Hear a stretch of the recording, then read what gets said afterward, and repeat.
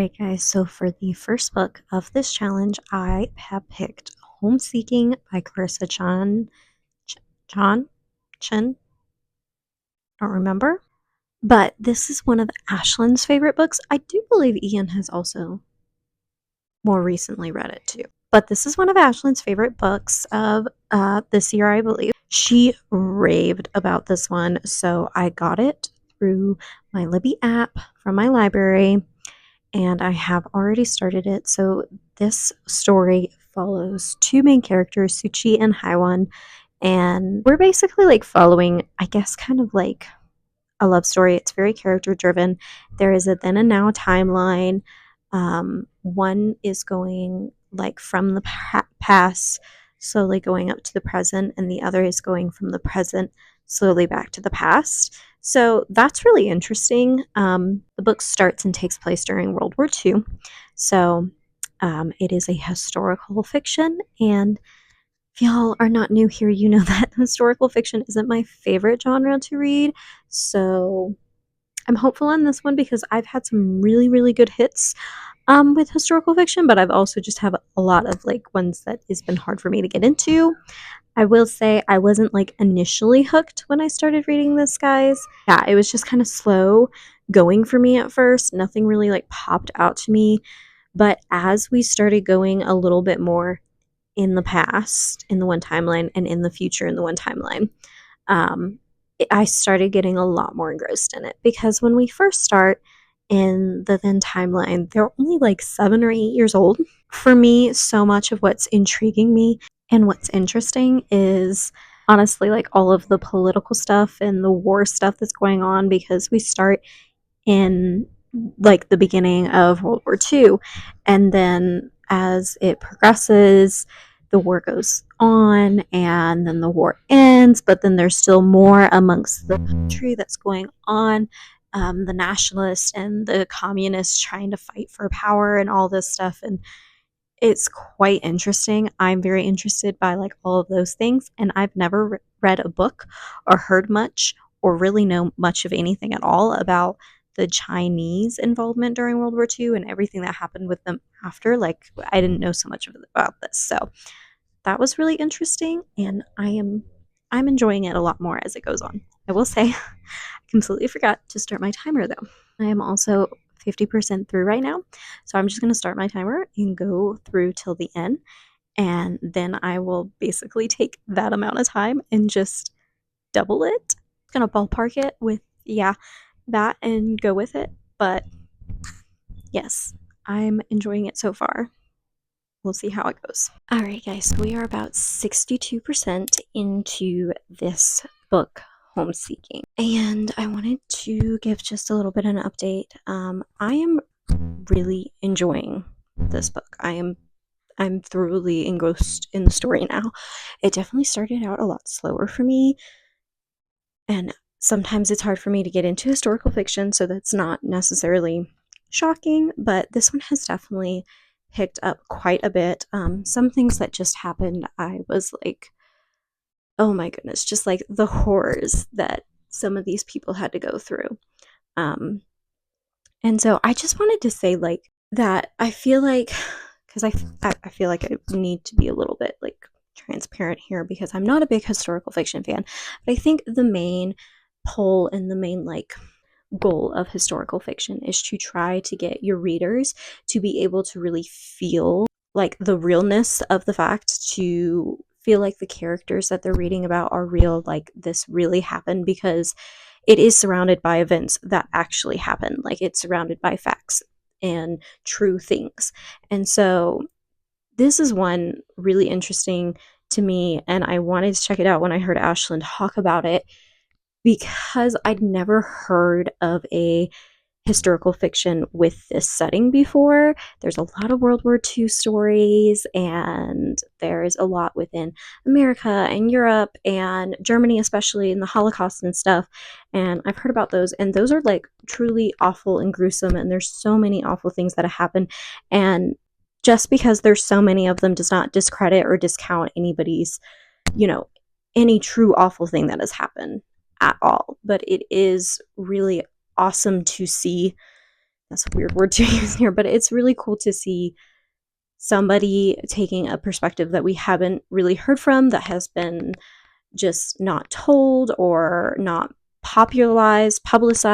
I don't know exactly, but it's cool to see that perspective from this is what was happening in China, and this is what was happening after the war in China, and kind of how the communist regime kind of came into place. It doesn't go too much into that because of it being from the two main characters' perspectives and stuff, but we are getting bits here and there, and it's just very fascinating. And I know they lived in Shanghai, and there's also some correspondence with Hong Kong because they end up there at some point. One of our main characters does, and then another main character is also going to end up in Taiwan, I believe. It's been mentioned frequently. So like there's just so much that I can see coming that I still have, but this author has really really made the main characters feel real to me. Like I am reading about this stuff and I know that this did not actually happen to these people. Like similar things happen to people around this time, and these type of things, those are the true facts and everything. But the way that Kursa-chan has written this, like I am thoroughly engrossed in the story, and I am believing that these characters are real and that this happened. And I feel like that's kind of the goal and like the best thing that somebody writing historical fiction could really accomplish. So definitely kudos for her. I feel like she's doing a great job. I don't know if this is going to be a 5-star read in particular. It's really hard for me to get a historical fiction that's a 5-star. But I am, like, the more I'm getting into it, I am thinking it's going to at least be in the 4-star range right now. Like, it has to be. So I'm excited to continue and to keep up with this. And yeah, that's my update, guys. All right, guys, we are 91% into Homeseeking. My dear goodness, there has been a lot of stuff happening, like the last 20 to 30% that I read, like a lot. I was saying to my husband, I was like, goodness, it seems like they save all of the worst things to happen towards the end. It's really hard with books like this for me because it is historical fiction and it's based off of a lot of like true facts, and thus also based off of a lot of like things that people actually did, even if these fictionalized people aren't real. So while there's a lot of like stuff that I really don't agree with and I don't like having in my books, and there was something I had to skip over, that's like something that did happen to a lot of people. And so yeah, there's some stuff that I'm like, okay, that's wrong, like objectively morally wrong in every way, and I don't want to read about that, and I don't want that in my book. Like for historical fiction, it also, you know, you can't have a true historical fiction, something that, and even this would go for nonfiction too, without showing any sort of sin, because we live in a sin-fallen world. So it's a little bit hard for me to rate stuff when it's this genre and when it has stuff like that, because like I know that this is just a sad but true fact of life. But it will probably affect my rating slightly, but I will say for me, I feel like not as much as other genre books would, because of what I just said. So yeah, but we're at 91% and we are almost done with this book, and I'm determined to finish it today. So we'll see how this last 9% goes.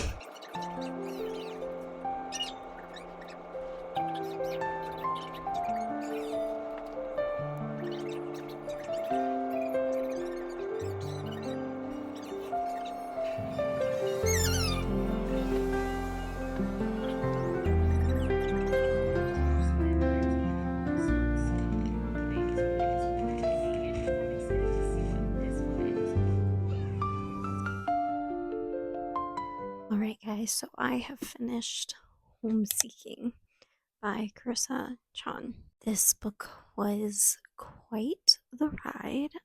I've given you a lot of my thoughts as I've gone along with it. And I have decided to give this book a 4 stars. And I'm going to explain a little bit behind my rating here. I do just want to say that the ending of this book was not what I expected it to be. It didn't like get wrapped up in a nice little bow or anything like that. I think I kind of quite liked the ending though, like because it kind of leaves, I guess, the reader to decide for yourself like what you think you want it to be type of thing, or like what you're drawing from it or imagining. And I mean, I like what I'm drawing from it and imagining, like it's a nice sentiment. So I did enjoy the way the ending was done personally. And then reading through all of her acknowledgments, which there was a lot. Um, and of course, the thing at the beginning with the dialect and all that, like, there's a lot of impactful stuff from the story for sure, 100%. And I know a lot of people have given this 5 stars and above. In fact, my favorite booktuber who, recommended this book and who I'm reading these books for to read like her gave this book like a 5 or 6 stars. Like, she loved this book.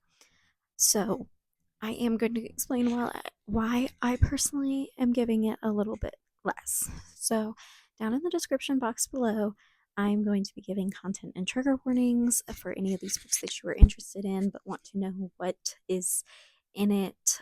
If you're one who likes to know that stuff, because I know a lot of y'all here on the Christian BookTube side do like to know content and trigger warnings. And a lot of times I've just gone in and said stuff on my channel, but I'm gonna do the description box, especially for this one, only because there's just a lot. And so if I went on rambling about it all, like, it would take a lot and it would also give away a lot of the story. So, not gonna go into super detail here about that, but due to some of the content in this book, it definitely brought down the rating farther for me. One thing that brings down the rating more so than other things for me personally is sexual content, that type of stuff. Um, Language and stuff like that doesn't bother me as much as I know it bothers other people, though I still don't prefer to read it. So stuff like that won't bring down a rating as much, that type of thing. But there is a lot of stuff, and this does take place during and then after a world war. So, like, there's a lot of awfulness that happened and a lot of things. The content that is in this, I know that they are a true fact of life. And so I don't want to just like discredit or say I'm rating this book less because it has something awful and sinful in it, yada yada. I mean, I, as a Christian, believe the Bible is the best book that's ever written, best book there is. You can't give more stars than the Bible gets, infinity stars, like, in the Bible is filled with sin, littered with sin and sin fallen people. So I'm not saying that. But the way this author did do it, wow, I feel like she's a good author and everything, and, had you gripped and made you feel things. The sexual things that were mentioned, while not in the worst detail that it could have been, like, I definitely have heard of a lot worse than this and seen worse than this. It was still too detailed and too much for me.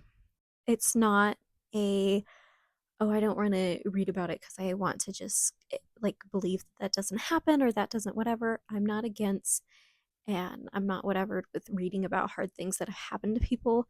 But I think for me, sometimes it is, depending on specific things, how detailed do you go into that? Because we don't always need all of the details. You can paint a picture with very little words without being super detailed. And so, while this wasn't the worst that it could have been, it was a lot more than I preferred, and I did have to skip over some parts because of that. So it brought my rating down quite a bit because of that. Even this being historical fiction, and I know that that's like just a fact, I kept thinking back to a verse in the Bible actually, and this is one of my husband's Bibles because all of mine are somewhere else right now. He has a whole bunch of ESVs that he keeps so that he can give them out to people when somebody wants a Bible, which I really love that about him. But it's Philippians, which Goodness, this is like so much thinner. These pages are so much thinner than my Bible. I'm having a hard time getting to the right. I keep skipping over it. Okay. Yeah, Philippians 4, 8 says, "Finally, brothers, whatever is true, whatever is noble, whatever is just, whatever is pure, whatever is lovely, whatever is commendable, if there is any excellence, if there is anything worthy of praise, think about these things. What you have learned and received and heard and seen in me, practice these things, and the God of peace will be with you." So, to me, while yes, there's like a lot of awful things that happen in the world, and we shouldn't be like trying to block out to where we don't know about them, we're like oblivious and stuff like that. At the same time, this verse kept coming back to my mind, and I think it's just a good reminder that even with our entertainment forms of method, which one of my biggest ones is books, obviously, we should be careful of what we're indulging in and bringing into our mind, because even if it's just for fun and entertainment, there's so many books and so many things that have such awful things and such a worldly point of view that if we're not careful and we're not kind of like hesitant on how much of that content or to what degree of that content, it can fill our minds and it can start to affect us and have us thinking more worldly than godly. And I mean, that verse literally says whatever, like everything. And so I feel like a lot of us just don't think about that all the time off the bat. But yeah, that verse just kept coming to mind. So I think I'm settling on a 4 stars because a lot of the story didn't have a ton of awful things, like, like it wasn't littered throughout every single page of this book, but there were a couple of parts, and I feel like it felt a little bit more so just because a lot of it happened in the last 30%, throughout the last 30% of the book, and it's a lot of things just accumulating together. But that's where I'm settling. I enjoyed this book. I really did enjoy learning about the history aspects at this time period. I would be really interested to hear more about these types of stories with China after World War II. But in particular, I don't think this is one that I'm going to pick up to have on my shelf, because my personal shelves, I just really don't want certain content on it. I have young children, and that's something that's been very convicting for me. Is I kind of want, even if some stuff is more like adult and my kids can't read it till they're a bit older because they won't, understand whatever. Like, I want most of the stuff on my shelf, if not all, at some point to be something that I'm comfortable with my girls reading as they grow and get older and mature, and not that I'm like, oh, this is not good or whatever. And if it does have certain content in it that I'm comfortable and like confident that, like, oh, well, this is a really good use because of how it's used in this book, to actually have a discussion about this with them, that type of thing. Because there's definitely some books on my shelf that I wouldn't say are like, oh, well, nothing bad or nothing whatever happens. But I think there's a lot that you can get a lot of good conversations out of, um, from a biblical worldview, that aren't Christian and also don't have like an extended like amount of like content and trigger warnings, but still do like deal with stuff lightly. So yeah, those are just my thoughts. And yeah, landing at 4 stars, but won't be receiving this one. Super grateful to my library that I got it through them on my Kindle, and I was able to read it that way, save some money, read a wonderful but tragic story that just doesn't belong on my shelf, unfortunately. But yeah, I will talk to you guys again when I pick up the next book. Oh, also, so I ended this book at 4 hours and 41 minutes, I believe, which I started it at 50% through. So I'm estimating about 9 hours and 20 minutes. So I think I said that when it was like 19 hours and 40 minutes left on my timer, like that's when I would stop because that's technically when it would be 24 hours. But yeah, so first book done.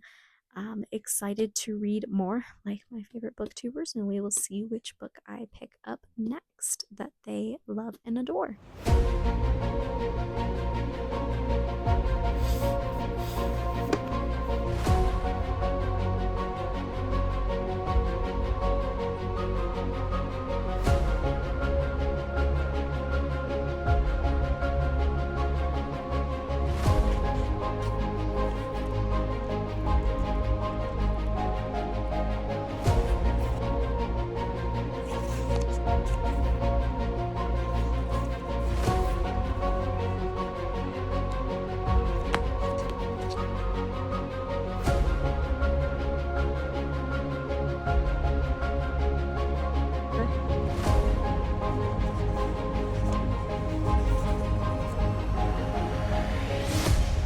Eat at home.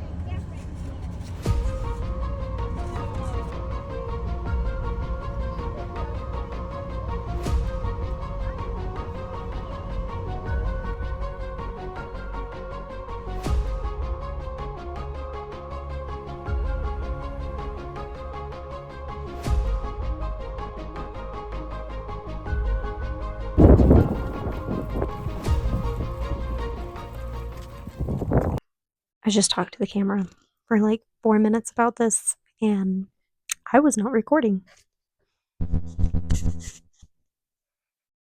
Recursion by Blake Crouch. This is a science fiction thriller, which is my favorite kind of thriller, honestly. And yeah, Blake Crouch is pretty good at doing the kind of twisty, turny, like just unexpected, and I don't even know how to describe it. Basically, like I'm like 200-ish pages in, and there will be something that happens, and you'll kind of sit back and be like, how on earth is there like 150 pages left? Like, what on earth just happened? Or did that actually just happen? Or, like nothing, nobody is safe. And just the way he plays with the science of things too is crazy. Kind of reminds me a lot of like Michael Crichton with his Jurassic Park, but enjoying this. And this, we follow two timelines. We follow one in the past from a woman scientist who's working on some big like breakthrough invention that she's wanting to try to get done. And in the present tense, we are following a guy, Barry, I believe his name is, who is a cop. And he comes upon a suicide jumper who has false memory syndrome, and that's why she's jumping. And so he gets really interested in what is this false memory syndrome, and like why and how do people get it, and where does it come from, yada yada. So that's kind of like the timelines we're following. I feel like I can't say too much more because spoilers, like so much things are spoilers. um but yeah, I'm enjoying this. This is a 5-star from both Ashlyn and Ian, if I'm not mistaken, and I'm very happy that this was a 5-star from them, because I have read Dark Matter by Blake Crouch, and that was a 4.5-star for me. I really, really enjoyed it. So I was very excited when I was like, oh, when I came up with this video idea, and I was like, oh, yay, I can read Recursion because both of them love that book. So very excited to continue reading. I'm not sure if I'll have any more updates until the end, though, because I am already more than halfway through it. But yeah, and I believe I'm a little over 7-hour mark right now. So we're going to keep tracking, see how much longer this takes me to read.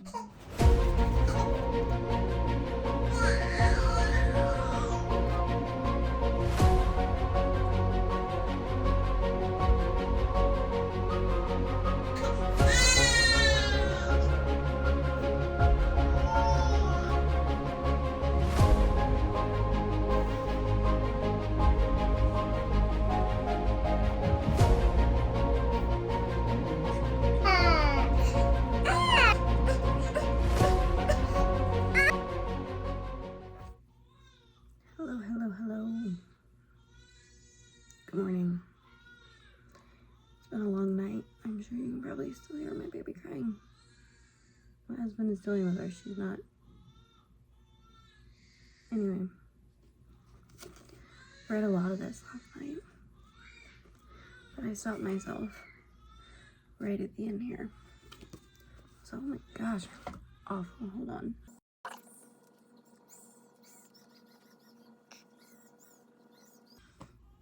Okay, that's slightly better. So I stopped myself right at the end here. So I literally have the last little chapter section and then the prologue. But I figured we would read it together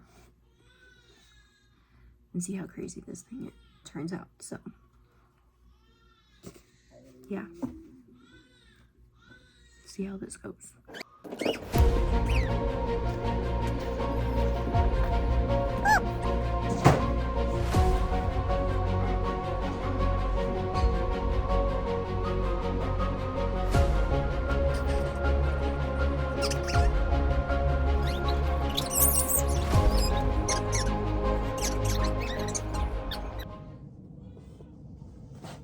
What?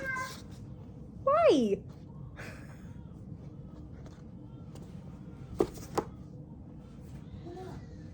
I don't like that. Alright guys, I finished recursion. This was a few days ago. I'm clearly in a different outfit and everything, but I had to sit on it for a little bit and ponder about it. I'm going to give it a 4.5 stars. About the same that I gave Dark Matter. I'm not sure if I like one more than the other. I do think that this one did what Blake wanted it to do better. But if I'm honest with you guys, these two did like the same thing, honestly, to me. Like, he had the exact same formula for this one that he had for that one. But I think the biggest difference to me was that it actually, the formula for me did not work very well, and I did not like the ending as much in Dark Matter, but it worked more for this one. Even if I didn't love it, like, it just worked more. So that was kind of like one of the biggest things that stood out to me. But also, guys, why would he end a book like this? That like bothered me, because it's like, it's one of those annoying cliffhangers, because there's this whole thing and one of the main characters is like talking about like, oh, what do I, you know, what am I gonna say to her? You have no idea what I'm talking about, but basically, what am I gonna say to her? And then it ends up saying, like, it ends with, and he says nothing. Like, it doesn't tell you what he says. And I was like, this is the end of the freaking book. You can't just say like 2 or 3 words and tell us what he said to say hello here. Like, why? Why? But yeah, it was very similar formula to Dark Matter, honestly, and it had that little bit of romance in it. It had a little bit of like more like deep questioning on like, are you satisfied with this and everything, and like, oh, you shouldn't try to change your past type of thing. Dark Matter kind of had like a similar kind of like more deep thinking. I'm not saying words very well, but yeah, plot. So I enjoyed it. Still 4.5 stars. Blake Crouch is just, he is a good sci-fi thriller author. Like, even if the 2 books I've read so far haven't been a 5 stars, they've still been 4.5 stars. Like, he reminds me a lot of Michael Crichton, because their writing is just very addictive, I feel like.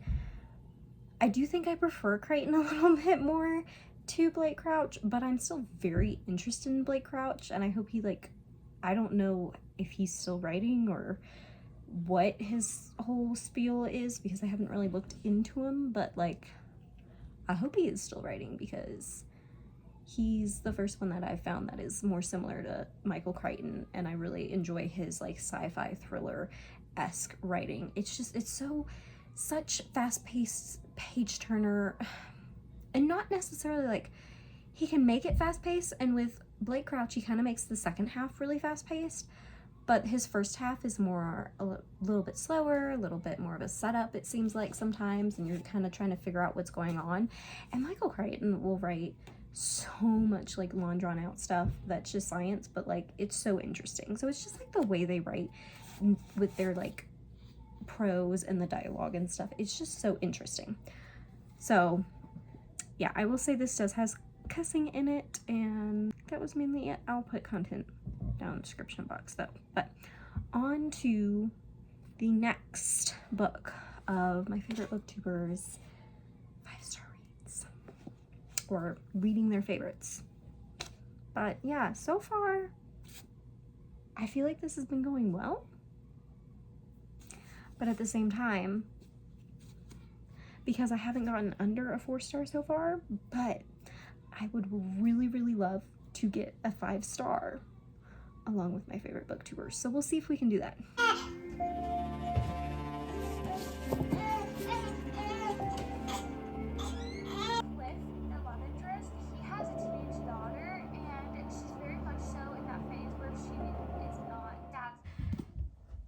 Hello guys. So we ended recursion at like 8 hours and 45 minutes just about.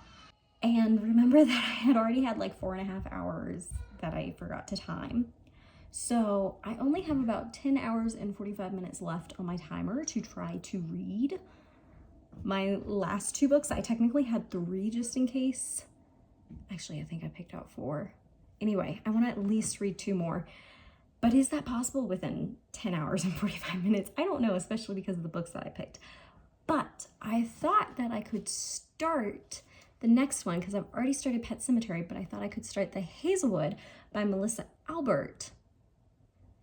Kind of at the same time, read them side by side, and maybe get through at least one of them, if not like get both of them down pretty decent chunks. We will see. I will probably fail this whole 24-hour thing, because if I don't finish them, I still want to give you my final thoughts, so I will probably just like hop back on to do that when I do. But yeah, this is one of Ashlyn's like OG favorites, and I love the cover. I know nothing about this. I think it's a fantasy, so we're gonna see how it goes. But yeah, I'm gonna start this alongside Pet Sematary, and we're gonna kind of read them back and forth. I like having more than just one book to go back and forth between, because I get overwhelmed or bored sometimes, especially when I'm starting out a book, if they're longer books, if I don't feel like I'm making a lot of progress. So that's what we're gonna do. We're gonna dive into this one too.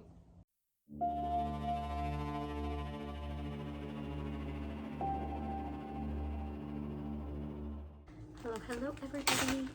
I'm trying to remember when I left off with you guys, because my brain is just not functioning. I think it was like 8 hours, 45 minutes, something like that. We're at 10 hours and 35 minutes, so almost another 2 hours. And we're trekking along Pet Sematary here. I'm on page 83. So, and it's right under 400 pages. And I also started the Hazelwood. I'm not very far in that. I think I'm on page 40 of that. So, Pet Sematary is honestly starting to get very creepy and gross. And there was already some content that I did not love. I don't know why Stephen King has to put some random weird sexual content and stuff that I had to skip over. Hopefully that doesn't continue, because I'm gonna have to DNF it if there's too much more of that in it. Once or twice, I'll skip over. I'll try to push through for the story or whatnot if it's not excessive, especially when I'm doing a video like this and really interested in the book. But if it's more than that, I gotta DNF it, because that's not good for anybody, you know? I'm making myself some fajitas. Well, I already made myself some fajitas another night. This is leftover fajitas. So yeah, I feel like I don't hate Stephen King's writing, if that makes sense. Like, I don't hate his writing. I'm interested in the story. I feel like he does a good job. And no, I don't care for gory whatever stuff. I like creepy stuff, okay? But I don't care for the gory whatever stuff. And there was, oh gosh, that one scene where the first day on the job for Lewis, which I haven't told you guys anything about this, a guy named Lewis moves to a town, and he's a doctor, and he's going to be the new doctor at this university, and he's moved to this town in Maine, and on their property way back way is a pet cemetery, and there's some spooky stuff happening. So that's the gist of it. But first day of the job, those gory descriptions, I didn't need that. I really didn't need that, and I'm really unsettled after reading that. I was like, why? But then the other part with it later with the cemetery too, I was just like, this is just like weird. Like, okay, that's happening. Like, that's not even believable that I'm just laughing about it. So I'm a weird person when it comes to horror stuff, I guess. I haven't really dipped my toes much into horror stuff, but you know, I don't know what to tell you besides I'm just really weird. But yeah, I have read, like, I'm, you know, getting close to 100 pages here, and I do feel like I'm understanding what people mean when they talk about how it deals with grief as like an overall like concept of the book, and like death and stuff, and talks about it, because there's already been some conversations about it, which have been interesting to say the least. Some people in the book have very unhealthy ways of dealing with it, because ignoring it and acting like it doesn't exist is not how you deal with something. But yeah, it's interesting. So I'm gonna keep reading, and I will do my best to keep updating you. And yeah.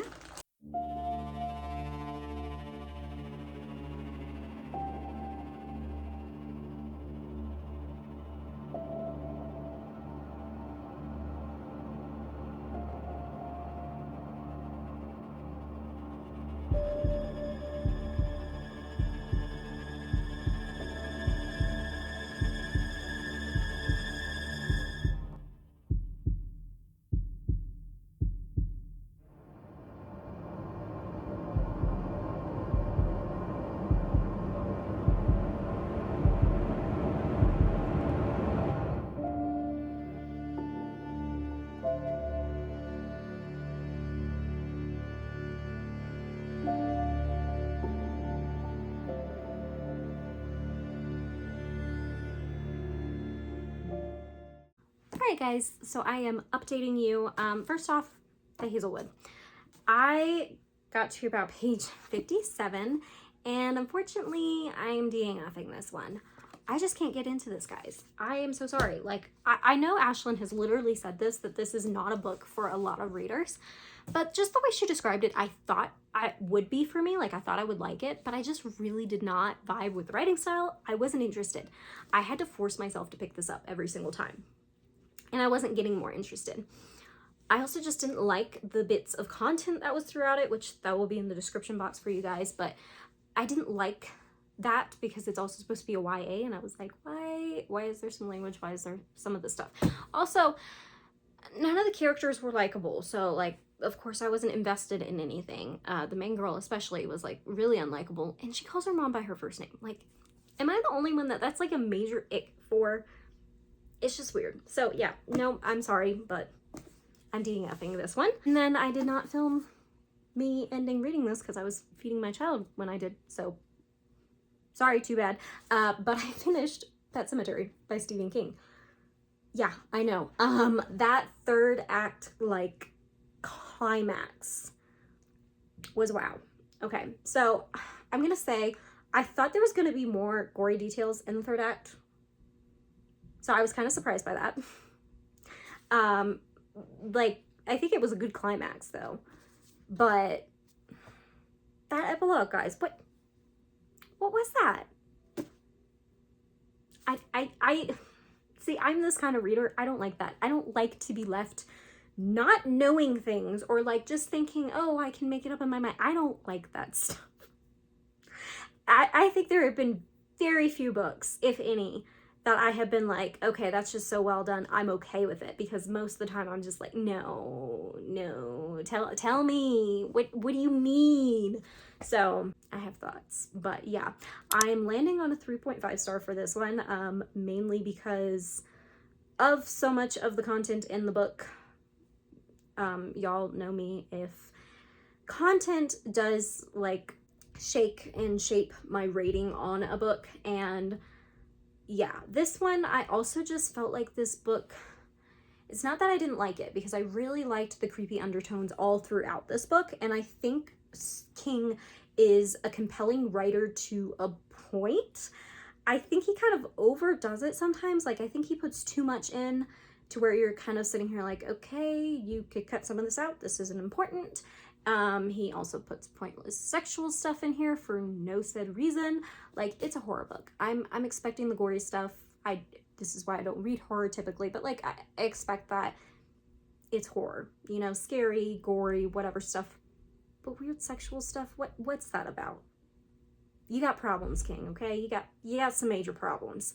But yeah, so I see the appeal of him to a point, because he does have a way of writing that can be compelling, but to me, when he puts that other stuff in, it just stops all of my interest in the compellingness of his writing. I'm like taken out of the story every single time practically. So that's just my thoughts. I know this isn't my typical video, but this was me reading like my favorite booktubers for 24 hours. We also ended this, I can't remember now, oh my gosh. I think it was 16 and a half hours or something. So I was supposed to go up to 19 and a half, I think, because of how much I didn't read at first. Y'all remember all that? Anyway, and I DNF'd this one. I will say that I read Before the Coffee Gets Cold, which is another one of Ashlyn's favorites. And I read that on my Kindle at night while I'm feeding my baby. So no footage of that one. But honestly, this one was pretty quick and short and would probably get me up to, I mean, I think it took me about 3-ish hours to read through it. So it would probably get me up to that. And I enjoyed this one decently well. It's 3.5 stars for me. It was an interesting little tale. It's got 4 different stories within it, and I definitely liked some stories more than the others, but yeah, so that's 4 books then that we attempted in this vlog, right? 4, no, 5, wait a minute. 5 books that we attempted in this vlog, 2 of which were on ebooks. So do my favorite booktubers tastes line up with mine? Kind of, somewhat. I don't know. 1 DNF, 1 3.5 stars, but two 3.5 stars, and then 2 4.5 stars. So I don't know. I don't know what the average on that is, but I mean, I didn't get a 5 star, but I got a 4 and I got a 4.5. And then I got 2 3.5s. So I feel like it's, you know, like a little over mid and above on average, except for the 1 DNF. So pretty decent, but yeah. All the content and trigger warnings will be down in the description box below for you guys, because there is definitely some content in all of these books. So I'll leave that down below, but I hope you guys enjoyed this unusual, different vlog for me, and let me know if you want to see something like this in the future. Thank you to Ashlyn and Ian for reading books and making me interested in books I wouldn't normally be interested in, even if they end up being DNFs, you know. You gotta try it at least once and see what's for you. I'm still trying to figure out what the heck my reading taste is, because it's all over the place. I can't even tell you. I was having a conversation with my husband about this. I was like, I don't even know what I like. My 5 stars are all over the place. So, you know, yeah. Thank you guys so much for watching, and I will see you in the next one. Bye.